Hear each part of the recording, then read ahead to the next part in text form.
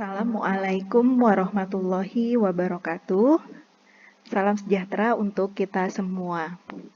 Pada kesempatan kali ini, saya, Dr. Putri Sari Wulandari, Magister Kedokteran Tropis, akan menyampaikan materi perkuliahan dengan judul entomologi pada blok 5.1 infeksi penyakit tropis dan emerging disease. Entomologi sendiri merupakan cabang ilmu bagian dari parasitologi kedokteran. Saya harap mahasiswa sekalian dapat menyimak materi perkuliahan saya pada hari ini, sehingga pada saat kita tatap muka besok, kita tinggal melakukan sesi tanya jawab atau diskusi mengenai materi yang saya berikan pada hari ini. Baiklah, saya mulai perkuliahan kita hari ini.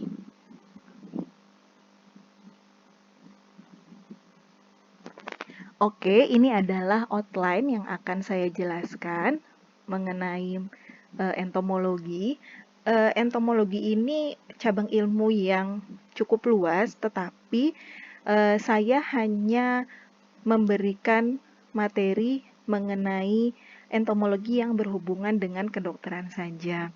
Jadi ini adalah outline yang akan saya sampaikan. Yang pertama mengenai medical entomologi, lalu yang kedua mengenai vektor, lalu yang ketiga ini sudah masuk kelas-kelas entomologi yang mempunyai peranan penting dalam dunia kedokteran, terutama bidang parasitologi, yaitu yang pertama ada kelas insekta, yang kedua kelas arachnida, yang ketiga adalah kelas crustacea.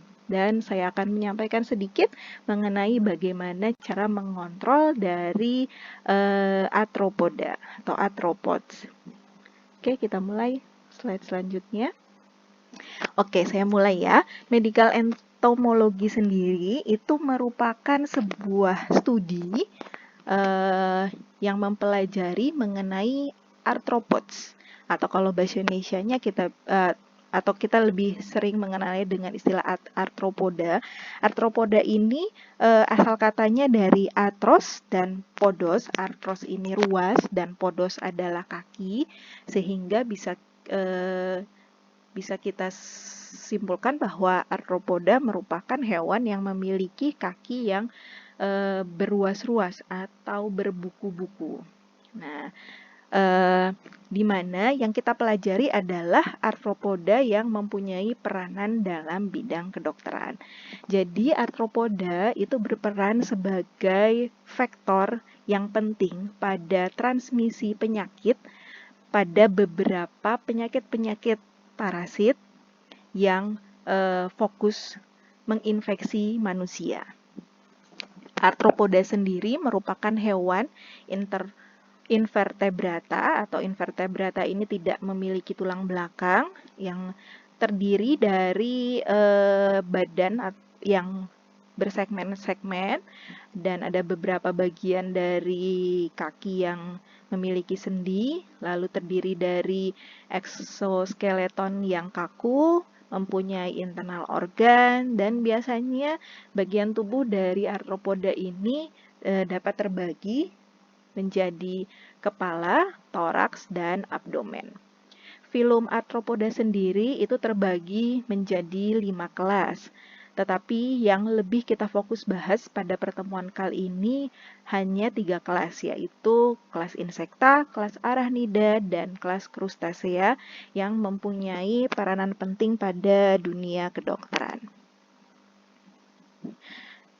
Saya sajikan tabel pertama, yaitu klasifikasi dari arthropoda.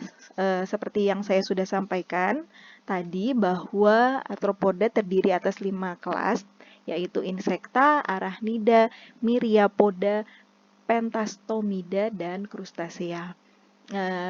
Kelas insekta mungkin yang paling terkenal mosquito atau nyamuk, ya, memang sangat berperan penting pada dunia kedokteran. Mungkin kalian tahu penyakit dengue fever, malaria, ataupun filariasis itu ada peranan penting dari vektor berupa nyamuk di situ. Lalu nanti kita akan bahas juga kelas Arachnida dan kelas Crustacea. Ini adalah tabel yang kedua. Jadi arthropoda yang berperan sebagai vektor dalam transmisi penyakit-penyakit pada manusia yang penting. Bisa kita lihat di sini seperti mosquito atau nyamuk ya, dia ini transmisi penyakitnya kita bedakan jadi 3, transmisi penyakit parasit, viral, dan bakterial. Untuk nyamuk sendiri contohnya dia bisa mentransmisikan penyakit contohnya malaria, Brown-Croftian filariasis, Malayan filariasis. Untuk viral sendiri ada yellow fever, dengue fever, chikungunya, Japanese encephalitis. Lalu selanjutnya fly ini lalat ya, ada jenis sandfly atau lalat pasir, ada sesefly dengan penyakit-penyakit yang diperantarai oleh vektor arthropoda ini. Contohnya ini misalnya sleeping sickness. Sleeping sickness ini disebabkan oleh parasit, itu disebutnya Trypanosoma brucei. Ini biasanya ada di wilayah-wilayah tropis di Afrika. Lalu housefly ini biasanya lalat-lalat umum yang sering ada di rumah ya. Ini misalnya contohnya bisa sebagai vektor perantara bakteri yang menyebabkan typhoid fever, paratyphoid fever maupun kolera. Lalu ada flea. Flea di sini kita lebih kenal, kalau bahasa Indonesianya itu saya cari-cari itu istilahnya pinjal. Kenapa di sini saya banyak menggunakan, memang semuanya saya gunakan istilah bahasa Inggris karena apabila diterjemahkan ke dalam bahasa Indonesia itu gimana ya istilahnya itu, kalau menurut saya agak sedikit kurang baku untuk dunia kedokteran. Jadi di sini untuk nama-nama spesiesnya sendiri semuanya saya menggunakan istilah bahasa Latinnya ya. Jadi tidak menggunakan bahasa Indonesia. Tapi tetap saya perkenalkan bahwa kalau flea itu kalau di bahasa Indonesia itu biasanya disebut sebagai pinjal. Lalu ini juga ada cockroach atau kecoa, ya ini bisa menjadi vektor berbagai macam penyakit. Contohnya kalau penyakit parasitik itu amoebiasis, helminthiasis. Lalu untuk penyakit-penyakit yang penyebabnya karena viral itu bisa menjadi vektor penyakit hepatitis, poliomyelitis. Untuk bakterial bisa menyebabkan penyakit enterik patogen. Lalu ini lanjutan dari tabel yang tadi. Ini contohnya. Nanti yang lainnya yang tidak saya sebutkan bisa kalian cari sendiri, bisa kalian googling sendiri ya. Kalau louse di sini atau bisa juga disebut lice itu istilahnya itu adalah istilah yang menyebutkan untuk kutu ya. Kutu ini bisa menyebabkan relapsing fever, epidemic typhus. Lalu untuk tick ya ada hard tick dan soft tick. Kalau tick di sini kalau bahasa Indonesianya itu caplak. Ya mungkin agak kurang familiar ya. Jadi kita gunakan istilah Latinnya saja atau istilah bahasa Inggrisnya saja. Soft tick di sini yang mungkin penyakit yang lumayan familiar itu Q fever, juga bisa menyebabkan relapsing fever. Lalu mite ya, ada mite, ada trombiculite mite, ada itch mite. Kalau mite sendiri itu istilah yang digunakan untuk tungau. Trombiculite mite ini bisa menyebabkan penyakit scrub typhus. Lalu itch mite atau ini biasanya kita sebut Sarcoptes scabiei. Itu menyebabkan penyakit scabies. Ya, mungkin kalian sudah melewati blog mengenai penyakit kulit ya. Itu mungkin sudah tidak asing dengan penyakit scabies. Lalu selanjutnya ada Cyclops ya. Cyclops ini juga disebut sebagai water flea, itu bisa menyebabkan penyakit-penyakit yang tertera pada tabel ini. Oke, saya lanjutkan. Oke, saya bahas sedikit mengenai vektor. Jadi vektor ini adalah arthropoda yang dia berperan sebagai transmisi dari suatu infeksi. Jadi transmisi infeksi ke host, ke tubuh host. Host di sini kita ya sebagai manusia itu melalui gigitan atau juga bisa meletakkan ya materi-materi infektif di samping dari wilayah yang digigit oleh arthropoda tersebut. Bisa juga selain dari gigitan langsung, bisa juga vektor tersebut meletakkan materi-materi infektif itu pada makanan ya, misalnya seperti tadi lalat ya atau flies, itu biasanya meletakkan berbagai macam misalnya bakteri yang menyebabkan typhoid fever itu di makanan-makanan yang terkontaminasi atau objek-objek lainnya. Ini bisa kalian baca sendiri cara-cara atau jenis-jenis biological transmission, itu ada propagatif, cyclo-developmental, dan yang terakhir adalah cyclo-propagatif. Kalau propagatif itu jadi parasit hanya multiplikasi atau jadi berkembang dari 1 menjadi 2, 2 menjadi 4, dan yang lain-lain itu di dalam vektornya. Contohnya Yersinia pestis di dalam red fleas. Yang kedua, cyclo-developmental. Jadi parasit itu hanya berkembang. Jadi dari yang awalnya, misalnya ya, awalnya itu belum dewasa, ya, itu menjadi matur dewasa itu di dalam vektor. Tetapi dia tidak menjadi banyak, tidak 1 menjadi 2, tetapi dia hanya berkembang dari yang awalnya belum dewasa menjadi masa dewasanya. Itu contohnya adalah Wuchereria bancrofti di dalam nyamuk. Lalu yang terakhir adalah cyclopropagatif. Jadi parasit tersebut melakukan multiplikasi dan berkembang ya, itu di dalam vektor. Contohnya adalah Plasmodium spesies di dalam tubuh nyamuk. Oke, selanjutnya saya akan mulai membahas satu persatu dari kelas-kelas insekta, arachnida, dan krustasea. Saya mulai dari kelas insekta. Di sini yang pertama kali saya bahas adalah mengenai mosquitos atau nyamuk yang memang paling banyak peranan penting dan juga banyak dijadikan sebagai bahan riset memang adalah mosquitos. Jadi memang jangan aneh apabila saya memang akan lebih banyak membahas mengenai nyamuk pada pertemuan ini, tetapi tidak berarti hal-hal yang lain atau kelas-kelas yang lain tidak berarti ya. Jadi yang lain pun juga tetap harus dipelajari. Baiklah, kita masuk kelas insekta atau mulai dari nyamuk ya. Pertama kita mengidentifikasi dari tubuh dari nyamuk ini sendiri. Tubuh dari nyamuk itu terdiri dari 3 bagian, ada kepala, toraks, dan abdomen. Untuk lebih jelasnya bisa kita lihat pada gambar berikut ini. Ini adalah gambar representasi dari seekor nyamuk betina dewasa. Ya, ini yang sudah dewasa. Jadi nyamuk ini memiliki ukuran tubuh yang kecil, tetapi juga memiliki kaki yang panjang dan merupakan serangga yang memiliki sepasang sayap. Jadi memang sayapnya ada 2 ya. Ini kan hanya satu sisi dari nyamuk betina tersebut.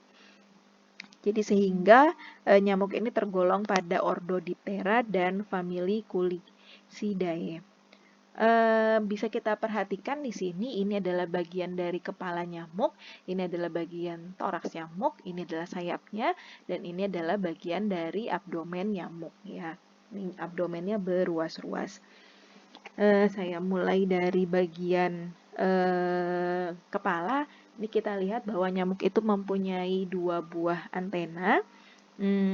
Pada nyamuk jantan itu biasanya antenanya akan lebih tebal, kita sebut sebagai plumose, dan apabila pada betina itu antenanya biasanya lebih sedikit ya, tidak terlalu tebal, itu kita sebut sebagai pilose. Lalu ini ada proboscis, ini merupakan khas yang kita temukan pada nyamuk. Proboscis ini merupakan metamorfosis dari mulut yang digunakan untuk fungsinya menusuk ya. Jadi proboscis pada nyamuk betina itu biasanya lebih panjang dan biasanya juga lebih tajam sesuai dengan kegunaannya, yaitu untuk menghisap darah manusia. Lalu ini yang dua ini ya, yang kecil ini itu pulp atau bahasa Indonesianya biasanya juga sering disebut sebagai palpus. Ini merupakan organ sensorik yang digunakan untuk mendeteksi karbon dioksida dan tingkat kelembapan. Lalu ini ada dua matanya ya, ini.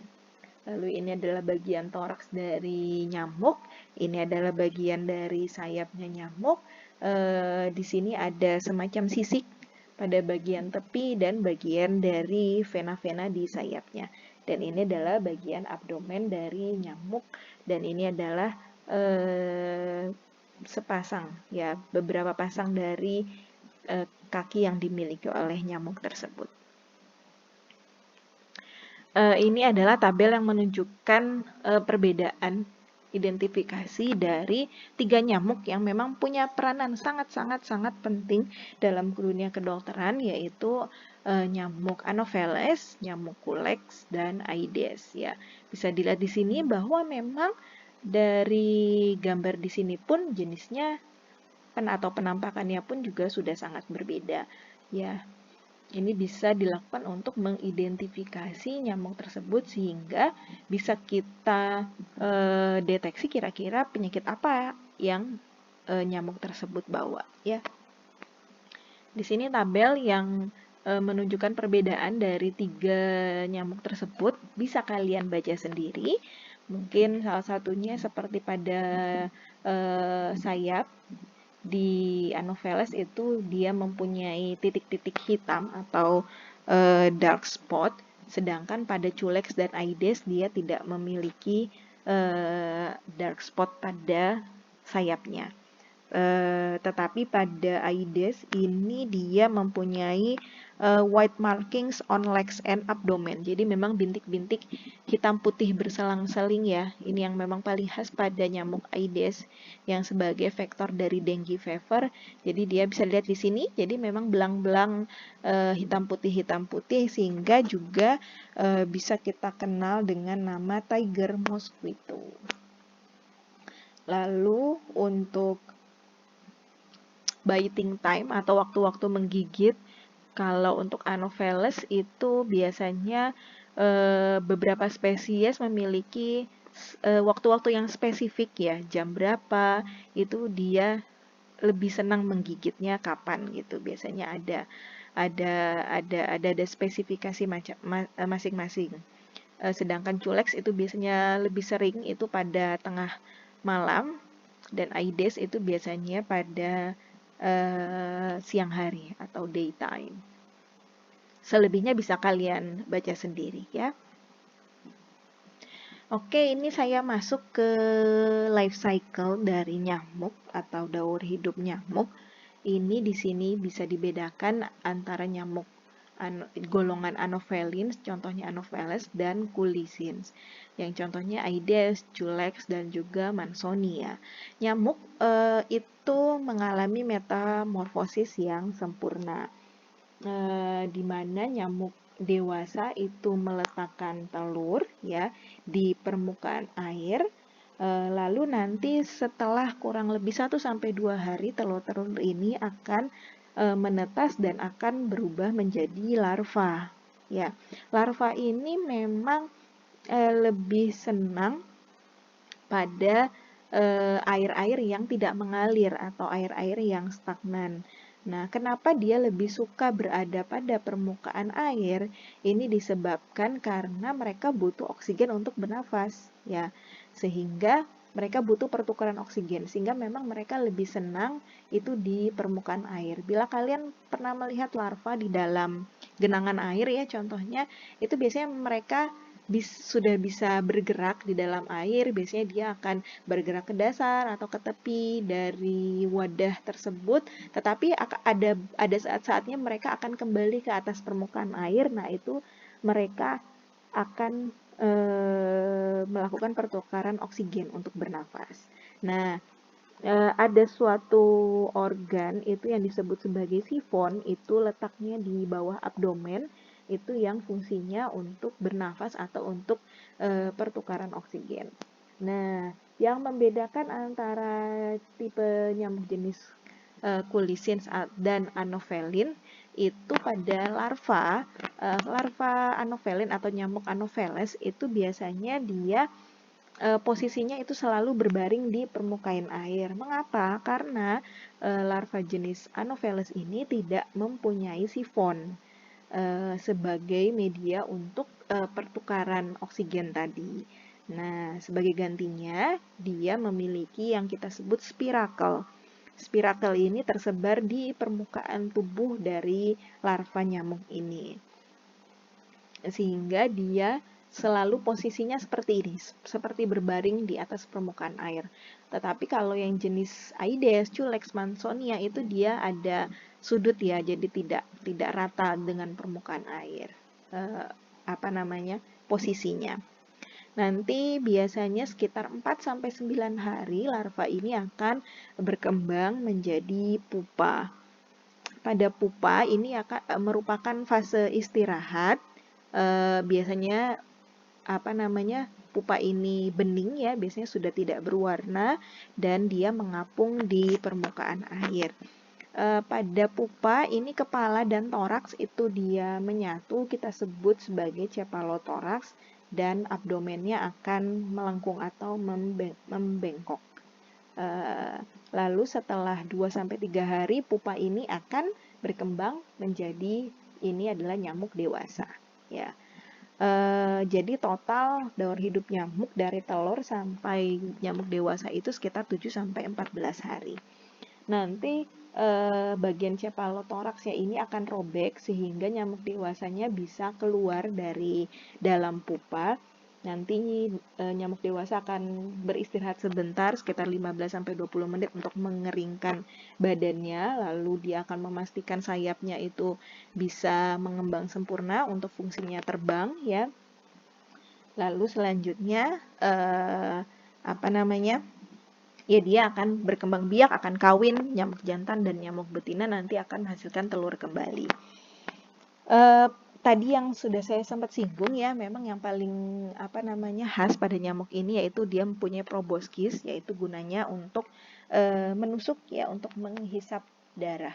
Jadi yang fungsi nyamuk yang menghisap darah manusia itu hanyalah nyamuk betina. Jadi nyamuk jantan itu tidak menghisap darah. Dan nyamuk betina itu menghisap darah juga bukan untuk sumber makanannya, tetapi darah yang dia hisap dari manusia akan berfungsi sebagai sumber protein bagi telur-telur yang akan cikal bakal menjadi nyamuk dewasa di kemudian harinya.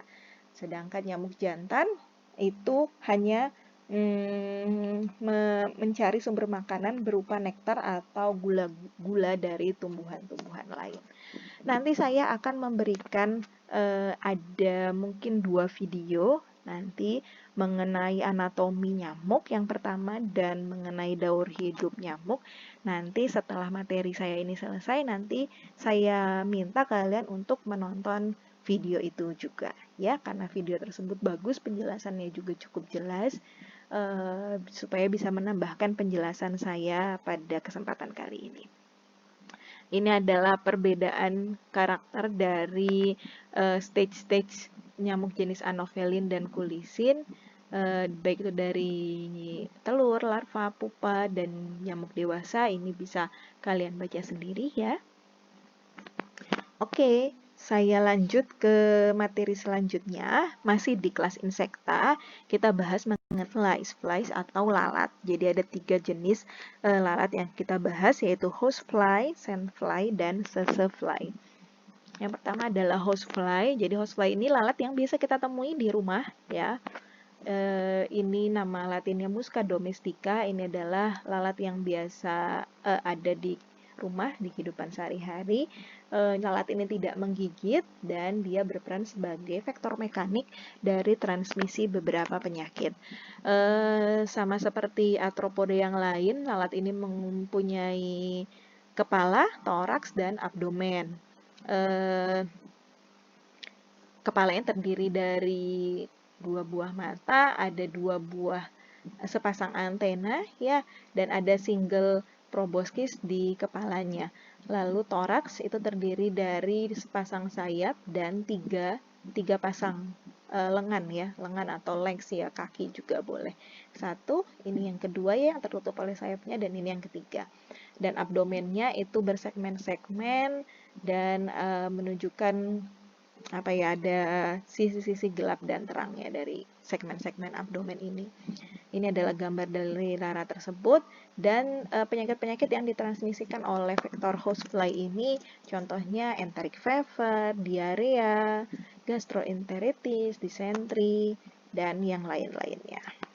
Oke, saya lanjut. Ini adalah sandfly, bisa juga disebut lalat pasir. Jadi ini adalah gambar ya dari sandfly, ini adalah gambar aslinya. Jadi sandfly ini mempunyai ukurannya lebih kecil dari nyamuk.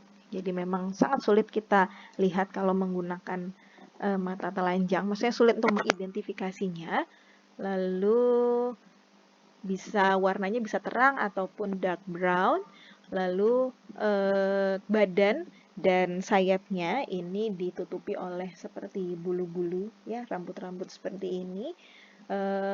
Kepalanya itu terdiri dari, kepalanya itu panjang terus ramping, dan antenanya itu juga diselimuti oleh rambut-rambut seperti itu, mempunyai palpi dan proboscis juga ya.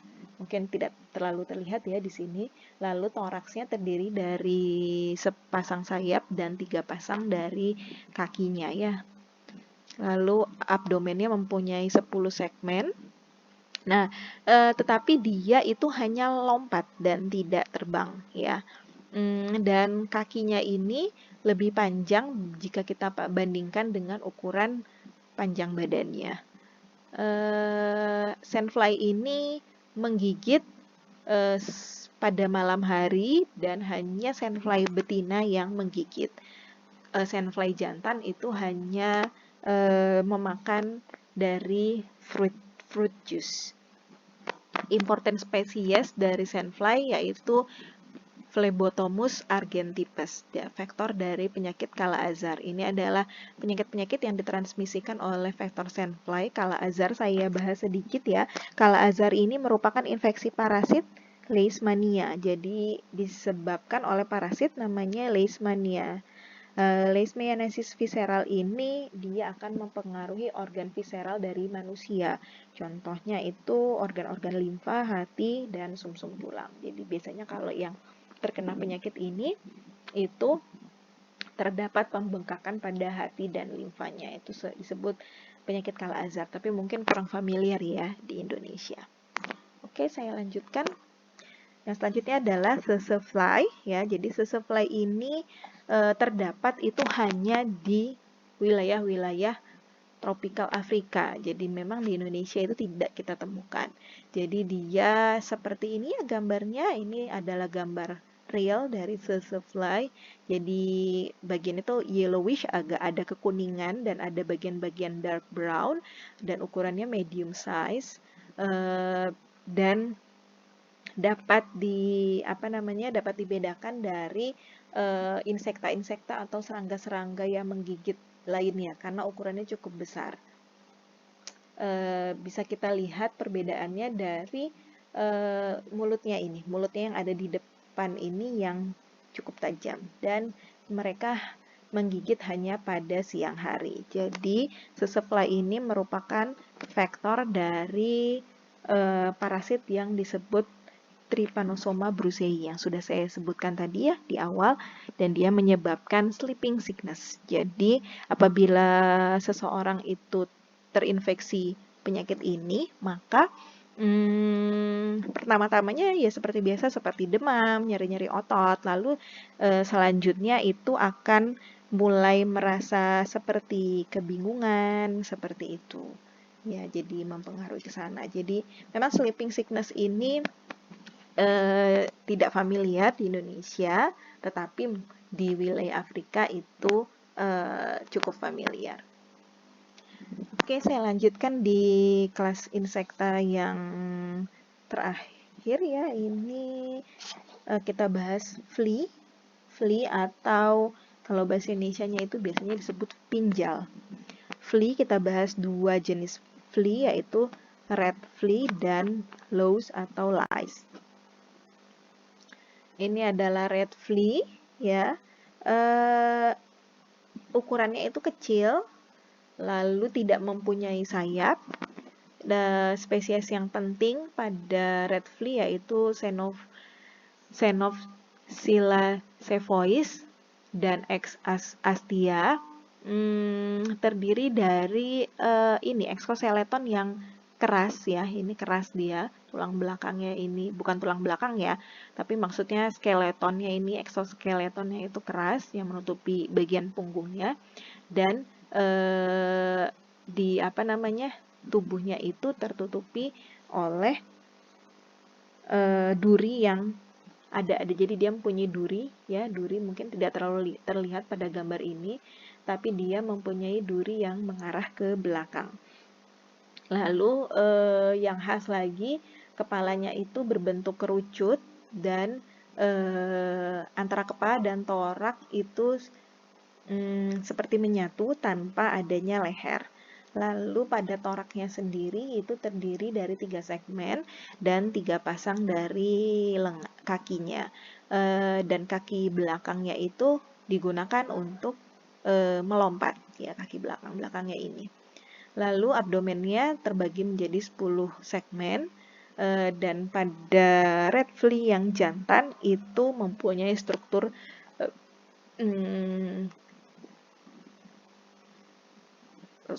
coiled structure dan mempunyai penis sebagai organ kelaminnya. Lalu pada red flea yang betina itu lebih pendek dan mempunyai spermateka. Spermateka ini merupakan semacam salah satu ya dari struktur tubuhnya yang digunakan sebagai tempat penampung sperma pada perutnya ya. Jadi bentuk dari spermatika ini bisa membantu untuk membedakan dari spesies-spesies yang lainnya. Ini adalah penyakit-penyakit yang bisa ditransmisikan oleh vektor red flea ini. Salah satunya adalah murine typhus atau endemic typhus. Jadi bedakan antara typhoid fever ya, typhoid fever dan murine typhus itu sangat berbeda. Kalau murine typhus ini dia penyebabnya adalah bakteri Rickettsia tivi yang ditularkan melalui kotoran dari kutu, ya bisa kita sebut juga kutu ya, atau red flea ini biasanya dia berada pada tikus, pada tubuh tikus. Jadi kotoran itu yang mengandung bakteri Rickettsia tivi itu masuk ke dalam luka gigitan kutu di tubuh kita, di permukaan tubuh kita, atau juga bisa masuk dari luka-luka lain yang memang sudah ada di tubuh kita, seperti itu. Oke, saya lanjutkan. Louse ini bisa juga disebut sebagai kutu. Jadi kita bisa lihat di sini. Jadi ukurannya kecil, tidak mempunyai sayap. Ada 3 tipe, ada head lice. Ini yang A adalah head. Yang A ini, yang ini adalah head louse atau head lice. Tadi disebut Pediculus humanus capitis. Yang kedua adalah body lice atau disebut Pediculus humanus corporis. Yang ketiga adalah pubic atau crab lice. Kita sebut Pteris pubis. Dia mempunyai kepala ya. Ada antenanya ya. Di sini ada 5 buah antena, dan bagian mulutnya itu memang sudah bentuknya itu memang diadaptasi untuk menghisap darah, dan gigitannya itu memang sangat kuat ya, sangat kuat. Lalu bagian toraksnya itu bentuknya seperti kotak, ada 3 pasang dari kaki, Dan juga di sini dia terdiri dari seperti cakar ya, claws itu cakar ya. Ini seperti cakar-cakar gini ya di ujung-ujung tepi kakinya. Dan bagian abdomennya itu memanjang dan mempunyai 9 segmen. Penyakit-penyakit penting yang ditransmisikan oleh lows itu contohnya epidemic typhus, bedanya dengan yang tadi murine typhus. Kalau epidemic typhus ini itu disebabkan oleh bakteri namanya Rickettsia prowazekii. Sedangkan yang epidemic relapsing fever ini disebabkan oleh bakteri namanya Borrelia. Penyakit-penyakit yang tertera pada slide saya, apabila tidak saya jelaskan, bisa kalian cari sendiri ya pengertiannya, bagaimana gejala penyakitnya, dan yang lain-lain. Karena untuk mempersingkat waktu. Oke, kita masuk kelas yang kedua, yaitu kelas Arachnida. Ada 2 jenis yang akan kita bahas, yaitu mites atau bahasa Indonesia itu tungau, dan ticks atau caplak. Mites sendiri ada 2 macam yang kita bahas, ada trombiculid mite dan itch mite atau Sarcoptes KBI. Sedangkan ticks kita bahas ada 2 juga, yaitu hard tick dan soft tick. Yang pertama kita bahas mengenai trombiculid mite. Jadi ini adalah gambar ya, skematik diagram dari trombiculid mite. Terdiri dari 4 pasang kaki. Biasanya kaki yang pertama itu yang paling besar. Lalu tubuhnya itu tidak terlalu terlihat batas yang jelas antara kepala, torak, dan abdomennya tidak terlalu jelas kelihatannya, dan dia berperan penting pada transmisi penyakit Strep-typhus. Nah, ini beda lagi dengan yang tadi ya, murine typhus, epidemic typhus, ataupun epidemic relapsing fever. Kalau Strep-typhus itu disebabkan karena gigitan kutu atau trombiculid mite ini yang membawa bakteri namanya Rickettsia sussugamusi. Nanti kalian bisa cari sendiri ya. Nanti bisa timbul bercak hitaman di bekas gigitan dari kutu tersebut. Penderita yang terkena Strep-typhus itu ya gejalanya umum ya, jadi seperti demam, nyeri-nyeri otot, seperti itu. Jadi kalau gejalanya itu tidak terlalu khas, tetapi bila kita identifikasi bakterinya ataupun vektornya, itu baru kita bisa identifikasi penyakitnya apa. Oke, saya lanjutkan. Itch mite atau Sarcoptes KBI. Ini penyebab penyakit skabies ya yang sudah kita kenal ya, dan di Indonesia juga banyak ini skabies. Ukurannya itu sangat kecil, lalu bentuk tubuhnya itu bulat apabila kita lihat dari atas, tetapi di bagian bawahnya itu seperti flat ya, pipih. Lalu permukaan tubuhnya ditutupi oleh seperti bulu-bulu pendek seperti ini ya. Mempunyai 2 pasang kaki di depan dan 2 pasang kaki di belakang. Sedangkan kaki di belakangnya itu mempunyai seperti saker atau penghisap, dan kaki belakangnya mempunyai bulu-bulu yang cukup panjang ya, seperti ini. Dan dia sebagai vektor perantara penyakit skabies. Oke, saya lanjutkan. Ini ticks ya. Kita bahas hard tick dan soft ticks. Hard ticks atau isodid tick ini biasanya permukaan tubuhnya itu keras ya, terus dan tubuhnya itu tidak bisa kita bedakan jelas mana itu kepala, toraks maupun abdomennya. Lalu mempunyai 4 pasang kaki, tetapi tidak mempunyai antena. Apabila kita lihat dari atas, itu kepalanya itu terlihat dengan jelas. Mereka ada yang warnanya itu biasanya cukup gelap ya, atau terang. Lalu kedua jenis baik itu yang jantan maupun betina dari hard tick ini, mereka biasanya itu menyedot darah, dan itu menyedotnya baik siang maupun malam hari karena mereka tidak bisa menahan lapar. Dan spesies yang penting di dunia kedokteran ya, di bidang kedokteran dari Hartik ini yaitu Haemaphysalis species dan Amblyomma species. Dan penyakit-penyakit yang ditransmisikan oleh vektor Hartik ini salah satunya yaitu Q fever ya. Q fever ini merupakan infeksi bakteri Coxiella burnetii. Itu kenapa kita bisa terinfeksi itu biasanya karena kita menghirup debu yang atau partikel-partikel debu yang terkontaminasi oleh hewan-hewan yang terinfeksi ya dari bakteri tersebut yang dibawa oleh vektor Hartik ini. Oke, saya lanjutkan yaitu Softic atau Argasitic. Spesies yang penting di bidang kedokteran yaitu Ornithodoros species. Panjang dari badan Softic dewasa itu kurang lebih 5 mm, jadi memang kecil ya. Bentuknya itu oval, mempunyai 4 pasang kaki yang pendek. Apabila kita lihat dari atas ya, ini penampakan dari atas itu kepalanya tidak terlihat ya, tertutupi oleh badannya atau permukaan atas badannya.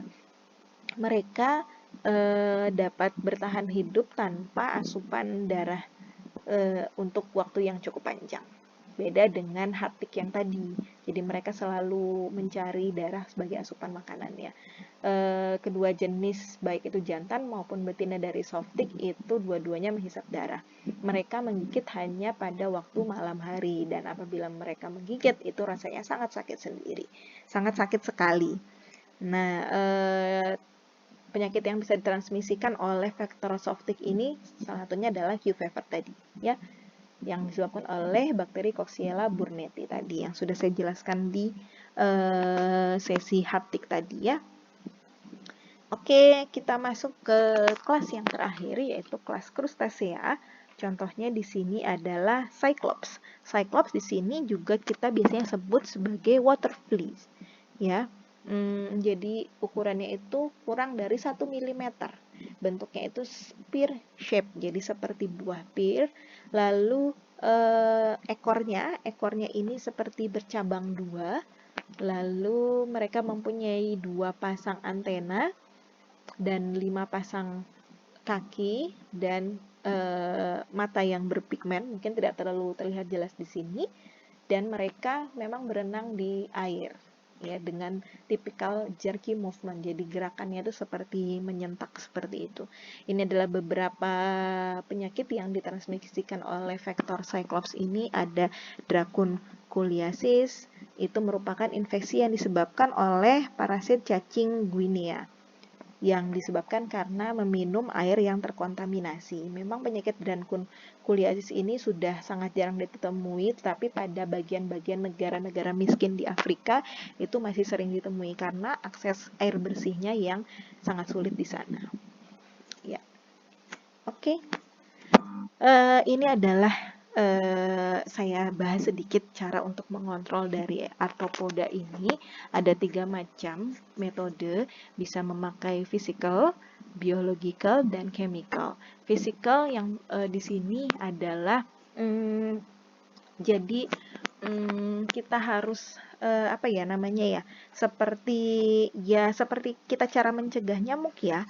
Jadi sampah-sampah, air-air selokan, kotoran, air-air yang stagnan itu harus kita jaga kebersihannya ya. Jadi memang kalau ada sampah itu kita buang atau kita kubur.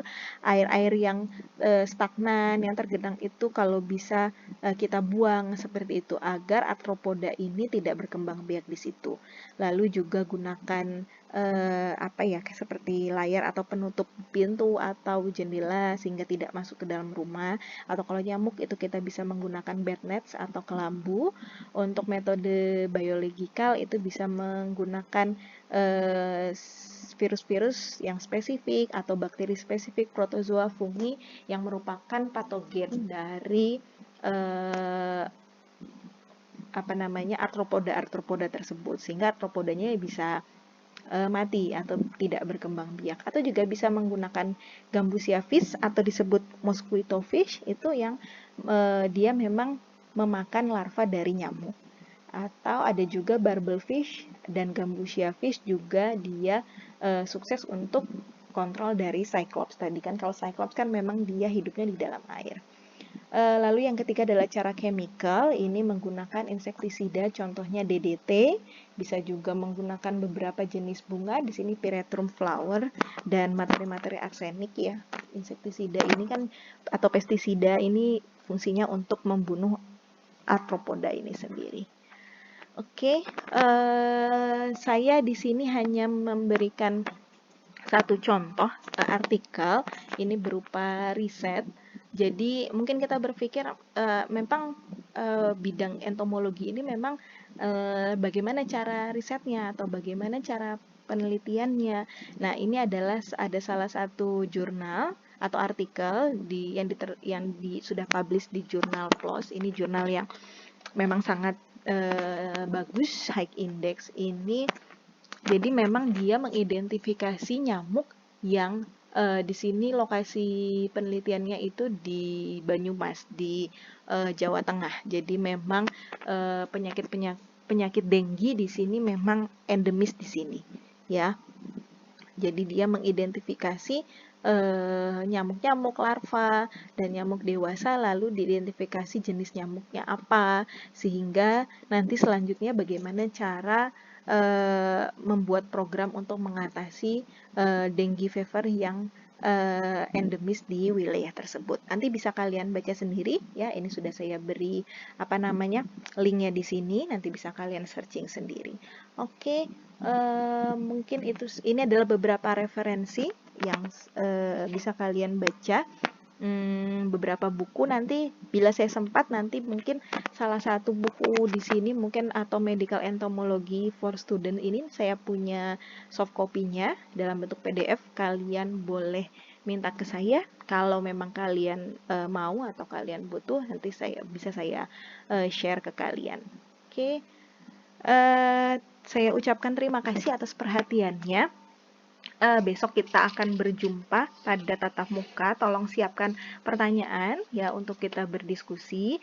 Saya ingatkan kembali untuk mempelajari materi saya pada kesempatan kali ini, karena besok sebelum kita berdiskusi saya akan membuat mungkin semacam kuis atau pretest. Jadi oleh karena itu saya minta kalian coba baca-baca ulang materi saya ini. Nanti PowerPoint-nya akan saya share di e-learning Unja ya.